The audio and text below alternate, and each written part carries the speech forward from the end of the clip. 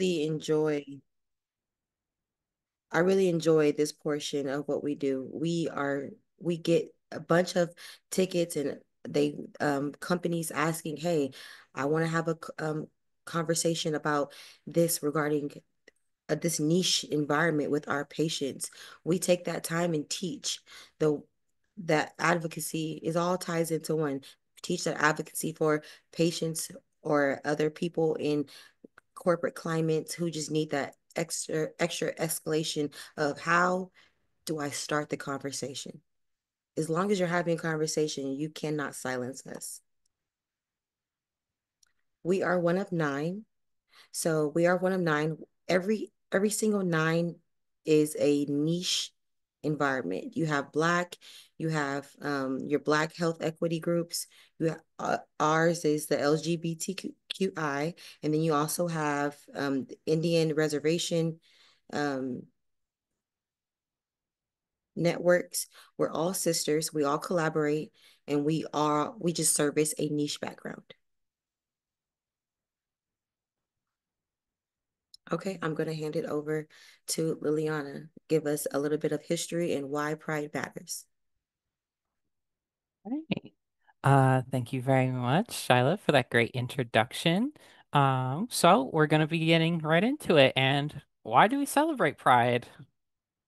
And that's a question a lot of people have. And so Pride started by commemorating the Stonewall Uprising, which is generally seen as kind of the tipping point for the gay liberation movement, where we kind of went from just a bunch of disparate, disconnected communities into a larger national movement to get our rights recognized and enforced. The first Pride Parade took place a year after Stonewall on June 28th, 1970. And this year, we have unfortunately seen the erasure of queer and trans rights in a way that seeks to eliminate the presence of our history and our stories in our very own history. In fact, the current administration removed references to trans folks from materials related to Stonewall. So, when describing the Stonewall Uprising, the website now reads before the 1960s, almost everything about living openly as a lesbian, gay, bisexual person was illegal, but the events at Stonewall Inn sparked fresh momentum for the LGB civil rights movement, which is just horrible considering Stonewall was started and really foundationally built around the trans community. And just as a reminder for folks, there really was no Stonewall without the transgender community. And the fact that they're trying to be erased from our own history is, really, really sad and really shows why this is important. So yeah, we unfortunately our resiliency is often politicized and used against us. Resiliency is not an endless resource. Coming together to fight the systems that seek to oppress us is necessary. The costs of that fight, however, not only the fight against oppression, but the fight for space, respect, and equality comes with a high price, as you can see here. We are praised for our strength while navigating laws, systems, and cultural narratives that actively threaten our safety, health, and existence. But that resiliency comes at a cost, our mental health, our body, our very sense of safety, and our time. This is politicized resiliency. This is not just surviving, but surviving despite being forced to fight for the care, recognition, and dignity that others are given out so freely. It's why our community and unity is so important and why we are pushing back against these current narratives to try and keep transgender people out of our history as if that is even possible. We can't fight these systems on our own, and when we need a break, support, care, we rely on our community to step in and provide that care and continue the fight while others rest and recuperate. And yeah, you really cannot stop queer joy. Our very existence is resistance against these sorts of oppressive systems. We exist, and nothing and no one will ever be able to change that. And we are benefiting from this resiliency in the way that we take care of ourselves. We love ourselves. We give aid to ourselves. We're living our truth every single day, and we're building more and more strength every single day. So, we also want to talk about the intersections because obviously, lots of people, unfortunately, when they think of the LGBTQ plus community, they think of white people like me, and that's simply not true. There are infinite numbers of different queer people in every culture, creed, religion, whatever you can think of, there are queer people there. And especially, we want to especially highlight that in the beginning of 1991, uh, they started a movement called DC Black Pride. The Black Pride movement began as a way to provide Black LGBTQ plus people with an alternative to the largely perceived as white mainstream movement. This movement serves as a way for Black LGBTQ plus people to discuss specific issues that are more unique to the intersections of being Black and being queer, and celebrate the progress of the Black LGBTQ plus community over time. While the mainstream gay pride movement, often perceived as overwhelmingly white, has focused much of its energy on the battles about same-sex marriage and the rights related to child rearing and things like that, the gay pride movement, however, has focused on issues of racism, homophobia in the workplace, and lack of proper health and mental health care for Black communities in general, not just the queer community. Black Pride is also a gateway to the greater LGBTQ plus community experience for many Black LGBTQ plus people. Rather than encouraging separation, Black Pride encourages awareness of the self, of community, of respect, dignity, and many attendees of the Black Pride event have returned to their homes to come out to their friends, family, and their communities and strengthen their communities by showing we are all together in this. Attending events and seeing people who look like yourself with many of the same shared experiences contributes to building a stronger, healthier community, and it is an effective way to combat the homophobia and stigma in the Black community and the racism that is unfortunately seen in the wider LGBTQ plus community sometimes, along with the overwhelming cultural and communal and institutional barriers created by the racisms, the homophobias. All are welcome to attend Black Pride events. You do not need to be Black. They're just looking for allies like we all are. Black Pride events are planned and managed by the organizations dedicated to building solidarity, health, and wellness in the Black community, promoting unity across both the LGBTQ plus community and Black community, and ensuring the development of education, economic empowerment, and individual collective work, responsibility, and self-determination.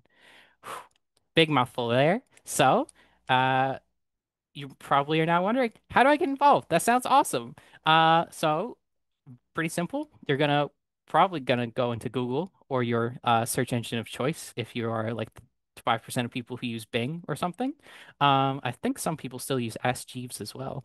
Um, for those who don't know, LGBTQ plus Pride Month, or just Pride for short, generally takes place in June, and it is once again to commemorate the Stonewall Uprising that took place in late June of 1969. Today, Pride happens all over the world and in every state in the United States. You can find one close to you.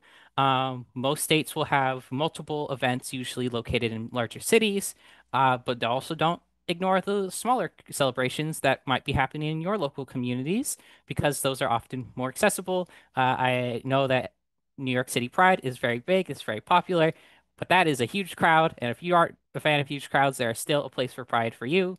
And don't just look at it as like a barrier. There's always somewhere for you. And you also, if you know any college students or are a college student, April is Campus Pride Month, and there are usually different celebrations on college campuses or in even high school campuses where celebrating Pride for students is a very big deal. So, moving on to a big topic for today that a lot of you talked about when we asked you why you're here, and that is 2025. Why is pride still a necessity? Because lots of people are like, you already have the right to marry. Why do you need more? Um, yeah. So so we're gonna kind of get into the background of this. So since 2012, there have been a large percentage of increasing numbers of silent generation, baby boomers, and Gen X adults who identify as LGBT. And if that has kind of held steady, although it has gone up a little bit, and at the same time, there was a modest uptick in millennials from 2012, where it was almost 6% to now almost 8% in went up to almost 8% in 2017, and in 2024, the number of millennials who identified as LGBTQ plus went up to 14.2%. It's a growing movement. People are feeling safer and safer and more welcomed than ever before, even as people try to erode our rights. LGBTQ plus identification rates among young people, especially Gen Z, has gone up drastically, however, feeling the very pressing drive to fight for their rights. From 2020 to 2024, we saw Gen Z adults identifying as LGBTQ plus from 18.8% to 23.1%, which is a huge jump. That is literally almost 1 in 4 Gen Z adults identifying as LGBTQ, and that's really great to see. The biggest takeaways we've seen is that the population is changing faster than ever before. It's getting more people from different communities who often stigmatize that, like we talked about with the Black community and other sorts of religious communities that have had stigmas against this. So we're seeing growth in and acceptance in communities where we didn't before, and young people in particular feel empowered to, be out and proudly claim that they are part of this community. And while unfortunately recent directives from a certain current administration have resulted in the erasure of LGBTQI plus information on websites and research in our parks and memorials, our community will continue to fight to be seen and ensure that our histories are present and can never be erased because there's never been a world without us and there never will be. There are more of us than ever before, as we can plainly see, and we will not stand by while others seek to pretend we don't.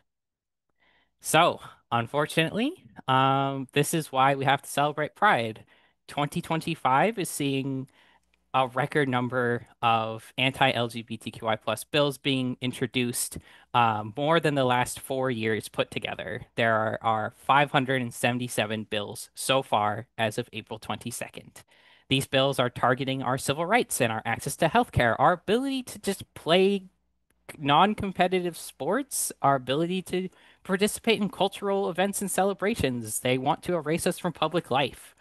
Much of this legislation is targeting trans folks, though that is not exclusive. Some of this legislation is still targeting queer people as a whole, not just trans people. And this just emphasizes how important it is to be loud and vocal in our support of these communities because if we don't get allies, no one is going to come to help us. Our community is facing backlash and increasing oppression and discrimination in our daily lives, unfortunately, especially in these states that you can see in the darker purple there, where it is just being more normalized to discriminate. Organizations like the ACLU are helping us fight against these legislative attacks daily, and our community, even in the face of this, is strong and resilient.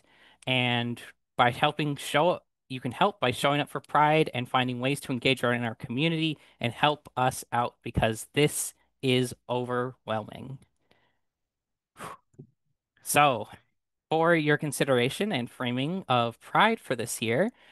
For decades, the LGBTQ plus events have been protested and threatened by far-right agitators, and having folks protest our celebration is nothing new.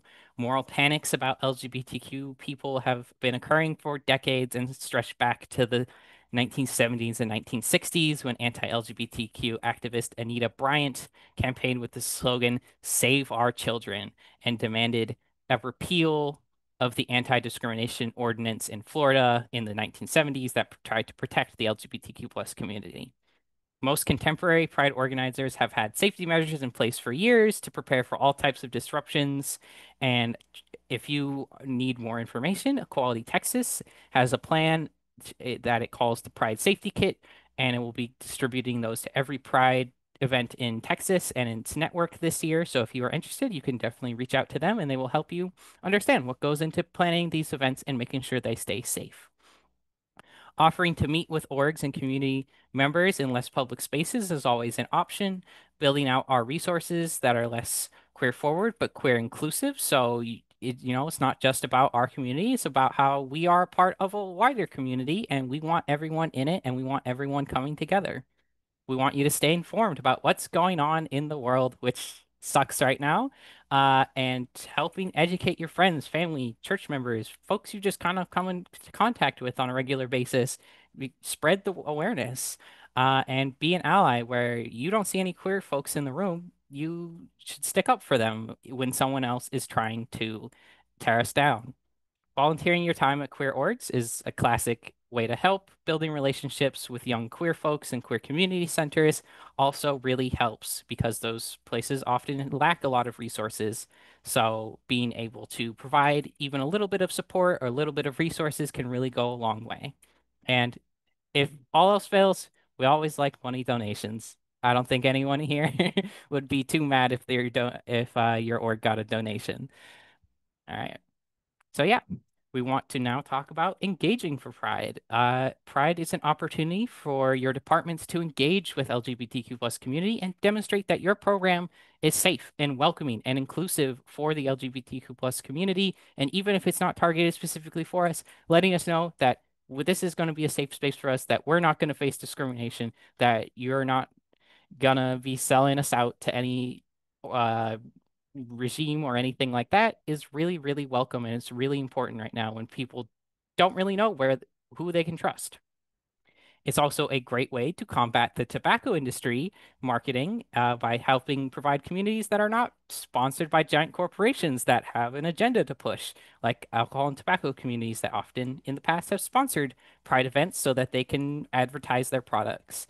Um, yeah, so if you are considering doing outreach at Pride events, um, be aware of who else is going to be there and provide resources accordingly. If you work in more rural areas, don't be afraid to show up there as well and show support for our community this year, please. This has been, as we talked about, a historical year for anti-LGBTQ plus legislation, and we need every single person we can to show up and show that we will not accept this sort of treatment.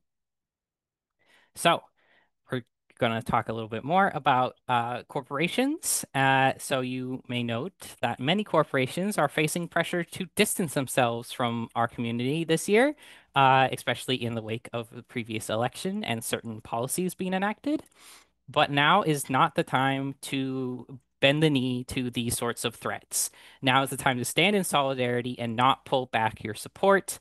Going beyond the rainbow washing, we want you to make sure that the meaning and action behind any changes in your logos or the change in your stuff really does stand for something and mean something. We don't really need people who just are using us to sell their products. We need people who are here for us and for our community as a whole. We absolutely would love to see real allies, and when we see allies, we support them back. We bring creativity, resilience, and value to your missions, and we would love to support you in the same ways that you support us. We would love to see that you ensure inclusive workspaces and policies that benefit your LGBTQI plus staff. We love to see if you donate to grassroots and community-led organizations that help make an impact on our communities and other marginalized communities, and we want to see that your support is visible and sustained. Please don't let us down. It's really tough right now, and we want to see that, you don't just celebrate Pride from June 1st to June 30th and then you're done. We want to see, hey, it's not just about that 1 month, it's about the whole year. We want to see you talking to us the whole year. And that brings us to the last part of this section, adopting a year-round approach. We want to see, not just in June, but throughout the whole year, partnerships going on, committing to using an inclusive language and continuing to take cult cultural competency training for your staff. We want to see support for local community centers, and especially if you can have an opportunity to weigh in against anti-LGBTQI plus legislation, please take it. Every single voice matters and counts when it comes to these sorts of pieces of legislation and preventing them from getting passed. Uh, when you are doing work in communities, be open to working with us and letting us into your coalitions, your advisory boards, etc. We will be more than happy to tell you how you can work with us because we want to work with you. Listen to our communities and attend our community events, and we will happily reciprocate and do the same. All right. So, enough of all that very sour, sour and dour news. Let's talk about the global wins we've seen in the last year that are absolutely worth celebrating because even when it looks dark, things are going on, things are happening, and we're gonna fight back no matter what, for as long as it takes. So, first off, we've gotten expanded legal protections globally.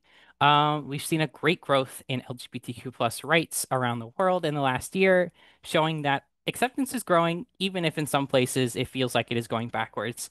Greenland and Lesotho included LGBTQ plus people in their broad anti-discrimination laws, saying that, you can't discriminate against people based on gender identity or sexuality anymore. And that's great to hear. Namibia, Dominica, Curacao, Thailand, and Greece, all in the last year, have legalized same-sex relationships and allowed marriage or civil unions, and that is a huge step forward, especially in these countries that are historically very conservative. Even in these conservative countries, progress is being made. And we also wanted to point out that people are going a step further. In Mexico, Peru, and Portugal in the last year, they have fully banned conversion therapy at their national levels. And yes, thank you, Olive. Namibia is the second country to legalize gay marriage on the African continent, and that is a huge step forward. It is showing that, hey, even in these places where, not a lot of progress has been made, when we show up, when we consistently do the work, progress does happen. And yeah. And then we also heard from Denmark, the Netherlands, Czechia, and Estonia this year that they have repealed their bans on gay and bisexual men donating blood based on really outdated and prejudiced stereotypes that like all gay and bisexual men have AIDS, even though you already test donated blood for AIDS anyway. So what's the point? So they're getting rid of that. We're no longer providing room for this sort of stigma. And this is the sort of stuff that is going around. Yes, yes, Priya, we absolutely love to show that, even in America where things are looking a little dark right now, that's not the whole world. There's a whole rest of the world out there. There's a whole other 194 countries, and we are happy to tell you that things are looking up in those countries. All right. So we're also going to talk about our increased visibility. In the last year, the community has officially grown to its largest number of folks ever, based on the charts we saw earlier. So it's now around 7% of adults. 7% of adults around the world identify as a sexuality other than heterosexual, with 2% identifying as transgender on or non-binary. And as we talked about before, these numbers are much, much higher in the younger generations of millennials and Gen Z, with 28% of Gen Z identifying as something other than heterosexual and 4% identifying as transgender or non-binary, showing that there is a lot of movement happening. The younger generations are seeing that now is the time to voice their support and show that progress will be made no matter what happens and no matter who tries to stop us. The coverage of our fight for equal rights has been gaining more attention in the media, and has led to organizations like the World Health Organization creating and updating guidelines for doctors around the world to explain to them how you can be more inclusive of LGBTQ plus individuals, especially in countries where there's not so much understanding of that. And based on information from the Williams Institute of and their Global Acceptance Index, in the last couple of years, we have seen 56 more countries have a significant increase in their accepting public attitudes about LGBTQ plus people. That is huge. That is a large percentage of the world, and I'm pretty sure a majority of the global population has had an increased perception of our community, and that is because we keep showing up, keep showing, hey, we're just people too, and we just want to exist, and that is showing real results. Yes. And so, yeah, there is also a growing reach of our community going along with the growing size of our community. With the rising number of folks identifying as LGBTQ+, it is no surprise that our communities are no longer really centered in large cities like they used to be, especially in the 70s and 80s.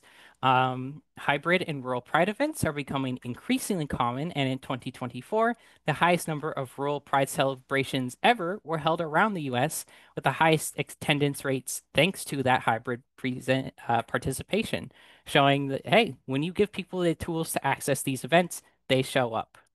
With the internet and more opportunities to connect, we are finding that there are LGBTQ plus people and allies everywhere we look. And it's important to remember that just because it's not immediately obvious, we are supported, we are here, and we are going to stick around. And with the greater access to information, people are becoming more accepting and learning more about our community, and our prides are getting better and better every year, especially if you look at our cool little our dances and stuff like that. We love a good party. All right. So I will pass it back to Shyla to give you our budget-friendly ways to participate this year. Okay, everyone. I am so excited about this. Budget friendly, inclusive ways. I really want to emphasize the inclusivity that I added on here. Thank you, Liliana, for doing such a wonderful job, especially with that tongue tie with the two C words. I don't remember the two C words, but you did Cultural wonderful. competency. Yeah, say it again, Say Queen. say that 5 times fast, I dare you. Cultural competency. I love it. Okay, we'll get started.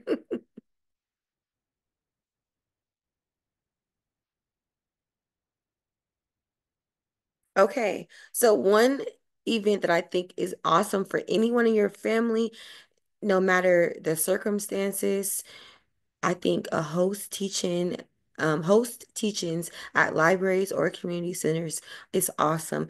They're worldwide. They're in major cities, small cities.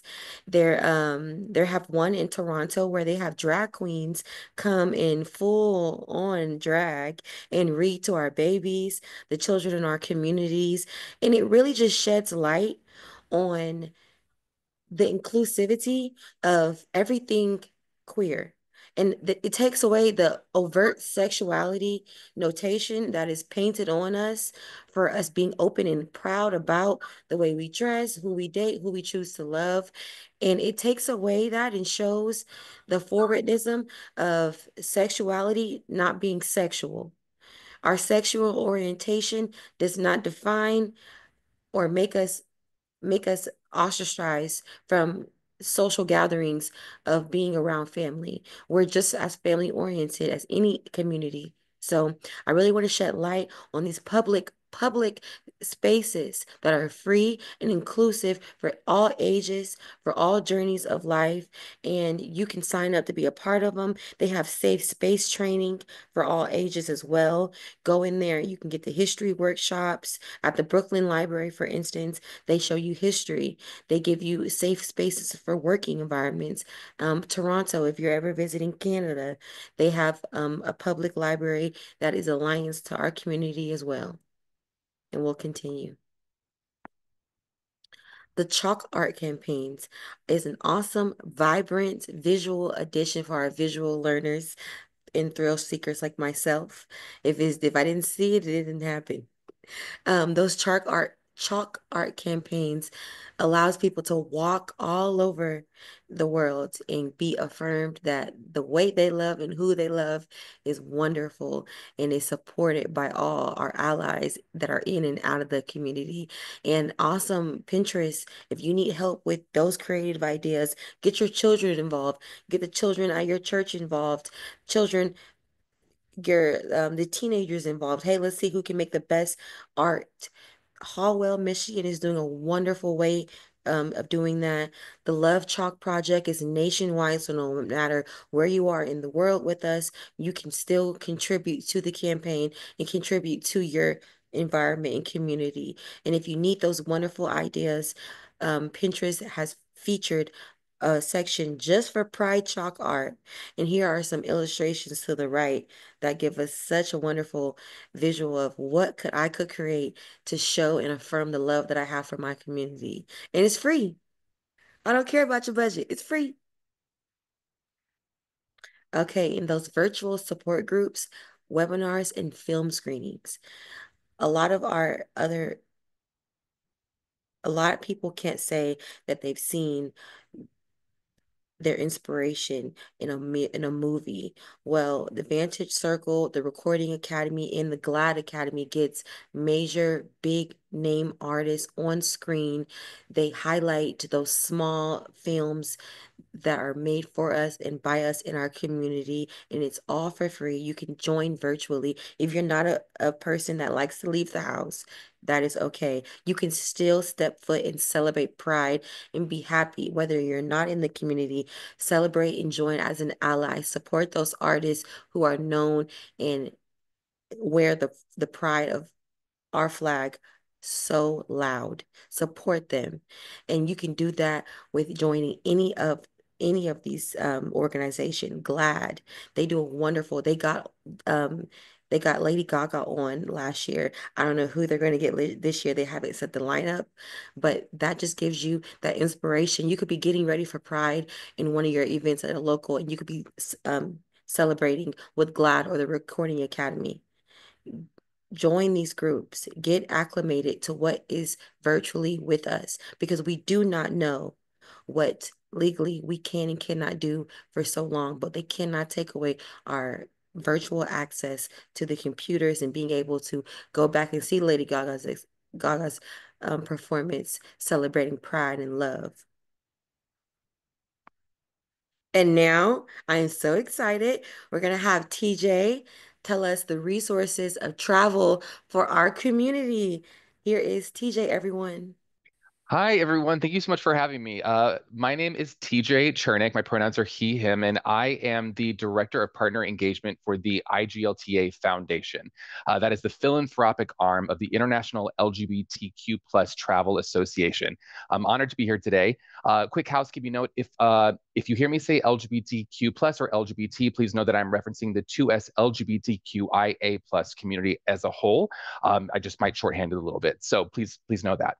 Um, so I'm really excited to talk about Pride because this is really where it's important. IGLTA and the IGLTA Foundation, we work to make travel safer, more inclusive, and more visible across the globe, especially in a time where we are feeling really dramatic and unfortunate shifts in our community. I ask you to think about travel not so much as, luxury travel, but the ability, the human right of movement, the ability to go to visit your chosen family, the ability to go to a pride, to cross a state border, let alone a foreign border. And that's really where IGLTA comes in, is to make it safe for LGBTQ plus people to travel. Next slide. So just I want to ground us in a little bit of history that I think is really cool and important. The LGBTQ plus community has always traveled, but doing so openly hasn't always been an option, legal or safe. And from the first gay travel guides in the 1960s, and I actually think they have evidence of it going back to the 20s now, to our first IGLTA convention in Africa, this timeline kind of shows, we are a 40-year-old organization that started out as the Gay Travel Association, and then evolved to the Gay and Lesbian Travel Association, now into the LGBTQ plus Travel Association. And as we evolve, we are evolving as well. And we have to continue to evolve as things change, including safety. But that is what we do, and that is our work. So from creating small communities that were in between Miami, New York, and LA, a small network of gay travel advisors, is now a global organization. It's a little funky, but we are now 25 employees of the IGLTA over 13 different countries. There's nowhere in the world you can go where you can't find representation and resources for your travel. Next slide. We are a membership-based organization, so I know we all know about that. But our members include accommodations, airlines, theme parks, cruise lines, travel companies, you name it. The whole purpose is that businesses join our network to learn how to be more inclusive and help shape the travel industry as a whole. I would ask you in practice to think that this looks like whenever you go on a Carnival cruise. Actually, go to the next slide. These are some of the companies that we work with. So whenever you go on a Carnival cruise and surprisingly you see an LGBTQ plus mixer every single day of your cruise, or if you go to Marriott and they don't take the leisure of putting you and your same-sex partner in twin beds. They keep it a king. This is something that happens often. Those practices and those things are why those companies work with IGLTA. And we're very passionate about it. Next slide. So the foundation, again, the philanthropic arm of IGLTA. So we're kind of talking about this a lot of access and privilege in travel right now. But I want to take a step back and talk about the work of the foundation. If I asked you to close your eyes and picture LGBTQ plus travel, it might conjure up images that you see in media of beautiful people in beautiful places doing beautiful and often expensive things. And it can be that, and it should be that, and media representation is wildly important. But LGBTQ plus travel is also a trans person going through TSA or customs and getting accosted and mistreated. It is a non-binary person having to travel for their multinational company for an important meeting to somewhere like Florida, where I'm based, and not feeling safe to do so. It's even a travel agent asked to book a retreat that turns out to be a conversion therapy camp. And unfortunately, these are all very true cases that the foundation has had the misfortune and fortune to be able to provide resources and information to assist on. And that's really where the rubber meets the road. Our work as the foundation, we really help create the inclusive resources that the IGLTA can then disseminate to its members and the general travel public, all of you. So our three pillars are leadership, research, and education. And um, this looks like a few things. Next slide. Um, our research pillar, it looks like things like our inclusive communication guide, which is a resource, a toolkit for companies to be able to use to implement inclusive language internally and externally in their company. It's providing resource for the industry, like our recent 2S LGBTQIA plus youth study that looked at Gen Z's travel habits and practices, as well as just general trend reports about which are holiday markets are wildly popular with the queer community, and how those companies can cater to our community a little bit more. So it also looks like our HIV positive travel guides. So really safety and inclusion leaning research for consumers. Next slide. I'm trying to cruise to be on time for y'all. So I'm a really big proponent for the power of our community, especially when it comes to financial incentive. I used to run a chamber of commerce, and I have learned I'm a ride or die nonprofit person, but I learned that people always listen to money first, for fortunately or unfortunately. But we have incredible spending power, and whenever you say words like our community contributes 218 billion to the U.S. economy through travel and tourism, and it's expected to be 600 billion by 2030. Those are the numbers that people are listening to and will make inclusive changes for. And as Liliana mentioned, 25% of Gen Z self-identifies as LGBTQ plus. So we are here and we are not going away. Next slide. We also do a lot of programs that look at the future of the industry, fellowships, scholarships for people in tourism, travel, and hospitality to really shape the future of the industry. Next slide. And a lot of those actually regard our emerging destinations and communities programs. So thinking about travel not just as point A to point B, but the communities that travel and tourism impacts. We do a lot of work in emerging destinations, some of the ones you see here that don't have governmental protections or LGBTQ plus infrastructure, and helping small businesses in travel and tourism in those destinations get access to resources so they can thrive and give you the opportunity to come visit their countries, ultimately creating communication across borders, which is our passion. Next slide. My favorite program is our Gender Diverse Travel Advisory Group. We provide resources for the trans and gender expansive community to ensure that there are active and ever-growing resources for the trans community to be able to travel as safe as possible. Although it becomes more and more difficult every day, we are doing our best to keep up with the changing landscape. Next slide. And it all comes back to you. When you visit iglta.org, there are a ton of resources for you to travel safety as you are going to your, whether it be World Pride in DC, whether it be Indianapolis Pride. We have the resources for you to find those Pride celebrations or find opportunities and get there safely. We say to IGLTA, if you have a dream to go to somewhere like Morocco, we have the resources to make sure that you can do that safely and inclusively. So always think of us whenever you want to travel. And next slide. And with that, you follow us on social media. That's where we are posting tons of updates and resources for all of you as travelers. And next slide, if you want to learn more, feel free to scan these, the QR codes, or just visit iglta.org. We're always happy to provide you or answer any questions, no matter how nuanced or strange, from passport issues to just general resources. We are there. And sign up for our newsletter and blog. And I would, speaking of donations, we love donations, of course. But if you're looking to travel, we actually have a Pride auction coming up in June, and it is a great way to bid on vacation packages very cheaply, so you can go on those inclusive destinations and then use us as a resource to get there safely. So with that, that is IGLTA and the IGLTA Foundation. It has been an absolute pleasure to be here. Thank you, Shayla. Thank you, Liliana, and Harold. Thank you so much for having me here. It's been an honor. Appreciate it.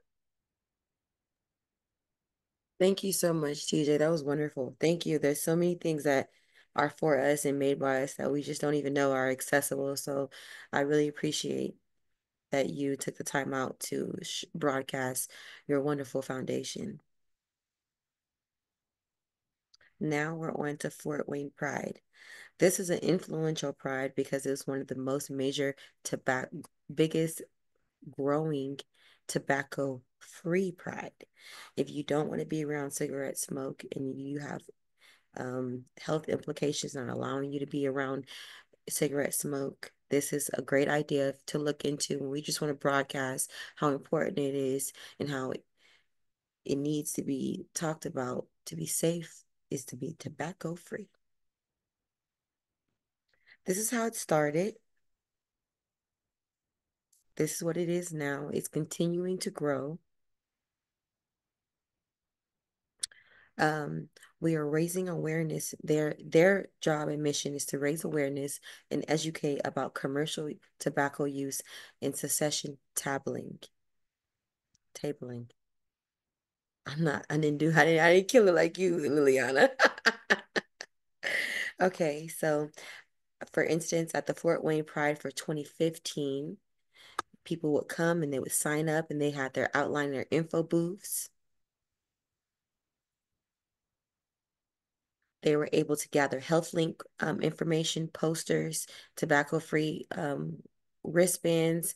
They got to deliver soap bubbles and lanyards, all broadcasting. You can have fun and be tobacco-free, and the implications of what some of the people in our community went through. Just another picture of the history of how Fort Wayne started. Advocacy and support for making Fort Wayne Pride smoke free. It was successful. A lot of people advocated for Fort Wayne to implement tobacco-free use and for pride goers to not be able to smoke near or in close proximity to their locations. And the TFAC designed and provided banners alerting attendees that the event is now smoke-free and vape-free at entry gates and at front of the festival pavilions. So there are options. In 2023, this is how the main stage looks. So if you remember how 2019 looked, just how people are so, look how the growth of how interested people are in safe, healthy ways to celebrate Pride. The beauty and diversity of the people we do this work for. Just to give you a visual of everyone who deserves to be impacted by a smoke-free Pride. If you have any questions, this is the personal connection to tobacco-free Allen County. And now to talk about our personal resources, we're going to have the lovely director himself, Harold Abrams. Hello, thank you so much, Shyla. And again, thank you to all our members that have joined us today. I'm Harold Abrams, and my pronouns are he and him, and I'm the projects director at the National LGBT Cancer Network. And again, we're really excited to have you here. And I just wanted to share just a couple of resources that we have at the Cancer Network. You may know about some of these. We have some new ones that I want to show you. First, we have this Outlast Tobacco flyer, and we know, quitting smoking is hard. But at the Cancer Network, we have some supportive tools on our website, including this guide, where you can find different resources. For example, there's information about youth and smoking. Also, we have information about a quit line that offers phone and text support. And you can also watch a video of Angie, who is a queer former smoker sharing her story. So that's one of our resources that we have available. And next here we have from our LGBTQI plus cessation program, Out Proud Free. These are some graphics that are available for social media sharing. We can co-brand these with you. As you can see, these are some examples of community folks. These are former smokers with quotes there. So we want to, as a part of our mission, we want to give voice to the community. And this is one of the ways that we do it. Um, uh, so that's just some other resources that we have. Also, we have, these are some new resources that we have. These are some health flyers that can be used either for tabling, printed out and tabling for a conference, or you can be shared out digitally. As you can see, we have health information on HPV facts, tobacco, and tobacco cessation here. Again, tailored for our community, kind of takeaway moments and calls of action in there. So we have a few of those. And this is, we are taking our best and promising practices to another level here. We have our seven practices here. But with this, in this case, we've updated these to include not only the practice, for example, practice number 3, include LGBTQI plus community members in policy planning steps. But these takeaway sheets not only talk about the actual best practice, but why that practice is important. And then we also on there include some conversation starters. For example, does your advisory body at your organization include LGBTQI plus representation?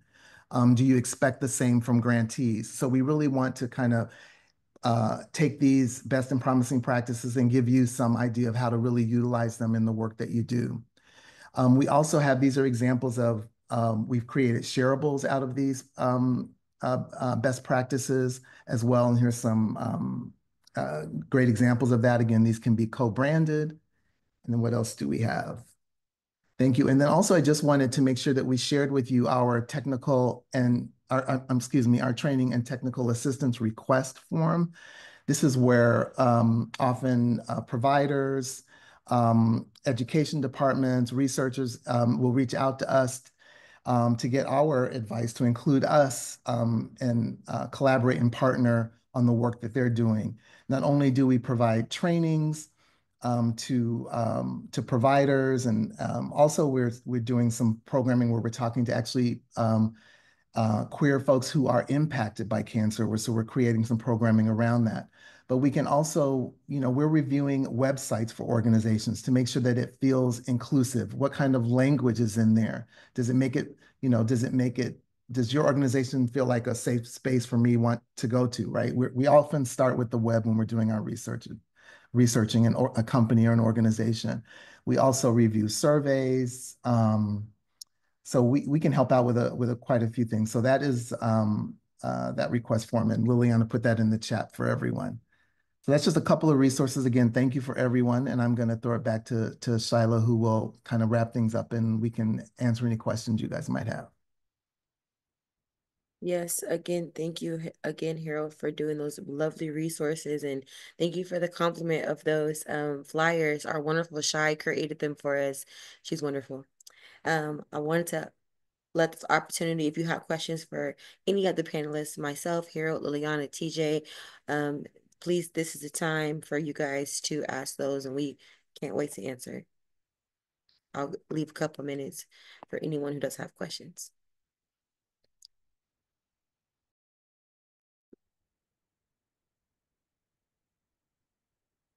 Yeah.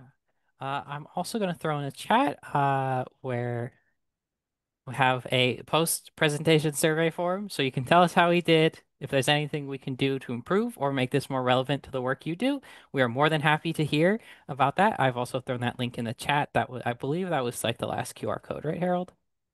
Yes, that is the last Okay, yeah. QR code. So yes, if you guys want to scan that, you can. And thank you for putting the link. We will, Olive. Thank you so much for giving us that branch for support. What are the biggest challenges in getting the smoke-free pride? I think for the beginning of history, they have used gay men and lesbian women as their focal point to a percentage of smoking and being sexy and a curve, appeal. So I think illustrating how unsexy it gets over time and implementing how important it is that we don't want to just target one type of population of people in our community, and really touching the intersectionality of everyone in Pride. I'm sorry, everyone in our community is the best way to getting a smoke-free Pride. And I'll just add to that, a lot of the history of, tobacco at prides comes down to money, right? People are throwing money at prides, tobacco companies, and they're making it exciting and visually exciting and all the kind of things that appeal to addiction. So I think one of the things to do is just money, different sponsors that can support prides that aren't tobacco based, right? We still want these things to happen, but providing resources can really help to make a pride smoke free. Yeah, definitely. As we talked about with the that specific Pride event, it took a number of years to get up to that point. So it is a process, unfortunately. You can't just flick a switch and everyone's cool about it.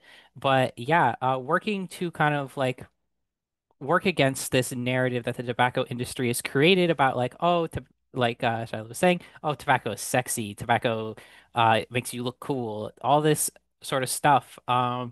It really isn't, and it is part of like a wider scheme to try and target minority groups, us included, to kind of get them dependent on this stuff and like talking about that and how it is not just like, oh, we think you're cool, smoke cigarettes to make you look cool. It's like we make money, we make a lot of money off of you. We make a lot of money off of then taking the money you give us and supporting anti-LGBTQ plus politicians with that money to make you more stressed out. So you buy more cigarettes, so we get more money and keeps the cycle going. So talking about that sort of cycle of addiction and the ways in which the tobacco industry is not our friends and in fact trying to prey on us is definitely a useful way to kind of change the conversation in your communities and start getting people more receptive to like, hey, smoke-free space actually sounds really cool. Um, I want to ask yeah. TJ a quick question if I can about, I think for queer people that you may have touched on this briefly, but travel, especially global travel, there's so much fear, but why is it important for us to travel? That is a wonderful question. Yes, it is getting more trying. That's why it's so important to do your research and plan accordingly to travel safe. But we fundamentally believe that the human right to travel and move is what brings people together and is the very thing that opens up it opens up dialogue between communities. We have a really interesting anecdote about a small boating company in Jamaica that did not necessarily believe in LGBTQ rights, but was asked by about 12 participants to rent his boat to a bunch of LGBTQ plus people. And through that interaction, he was changed in his understanding of LGBT people and became an ally to the community because he simply just never met a queer person before. And I think that is a beautiful representation of what the power of travel is and what it can do. Great, thank you so much. And we do have one question in the box from Bria. Pride is a joyful time, but my organization is joining for health education. And sometimes I think I'm being a bit of a party pooper because of the seriousness of my topics. Do you have any suggestions on encouraging people to come up to our tents or engaging people? I think it's about how you present your seriousness. For instance, like Liliana had a brief moment of the tone becoming more serious, but she interweaved it to where you didn't know we were finna go down such such topics, but she did it to where she was inviting, and it was exciting because it was like, oh, okay, okay, we did kind of get serious, but bring them in with that fun and light, and then maybe drop a little bit of that hammer of seriousness, but bring them up because Pride is about love and celebration. But at the end of the day, we do need to teach and advocate for our community. The Absolutely. way I would see it. Yes, absolutely. Yeah, the old sandwich method, happy stuff, serious stuff, happy stuff, that works wonders, especially when you're tabling. You want to kind of you want to be serious, but you also don't want it to be the only thing you're talking about, especially when you're at events where people are probably there to enjoy themselves. So you want to try and you want to figure out what the tone of the event you're at is and try and get your resources to kind of match that tone. Um, Even if it means, you don't water down the seriousness, but like kind of present it with some other stuff that kind of, doesn't make it just seriousness you want to talk about. It's like being queer is not just sad, depressing, being oppressed all the time. There's so much love, there's so much joy, there's so much expression in that, and having a table that can capture both sides of that is really important. And I hope that answers your question. If you have any follow-up questions, maybe the TT training and technical assistance form is for you, and we can talk to your organization about what they can do. Great. I think we can kind of wrap that up. I just want to mention a couple of suggestions were t-shirts, and then from Kay, and then just Jepasina, I hope I got your name right, said we gave away glitter sunscreen. I need me some glitter sunscreen. So with that, I think we can wrap things up, Shiloh. Me too, Harold. Okay. Again, I just want to emphasize that you can have fun and you can be inclusive. You don't have to spend a bunch of money. There are resources for safe and inclusive travel.